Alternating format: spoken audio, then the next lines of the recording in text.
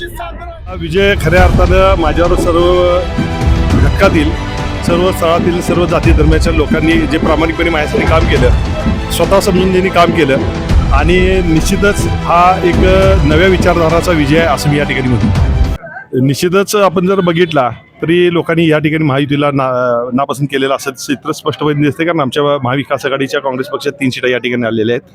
आणि खऱ्या अर्थानं जर बघितला तर कोल्हापूरातील रस्ते असतील, स्थानिक स्वराज्य संस्थेचे जे काही प्रश्न आहेत ते आपण बघितलं तर 2.5-3 वर्षाचं सरकार महायुतीचं आहे, परंतु कुठंतरी निष्कामी ठरलेलं आहे.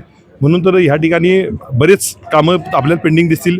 नगरसेवकांच्या संपर्काचा अभाव असेल, त्यांची कामाई पद्धत चुकीची असेल, म्हणून तर माझ्यासारख्या एका नवख्या आणि काम करणाऱ्या उमेदवाराला लोकांनी पसंत केलेलं आहे. एखादं काम करणाऱ्याला जसं पाहिजे की खालच्या स्तरापासून वरच्या स्तरापर्यंत हा संमिश्र असा भाग तुम्ही म्हटला त्याप्रमाणे आहे.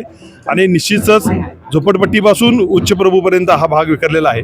व्यापारपेठेत प्रामुख्याने आहे. आमची कुंभार समाजाची वस्तू इथं फार आहे आणि साधारणपणे ह्या लोकांना व्यापारीकरणासाठी आणि कुंभार समाजासाठी आमचा काय मोलाचा वाटा करता येईल तो एक असेल.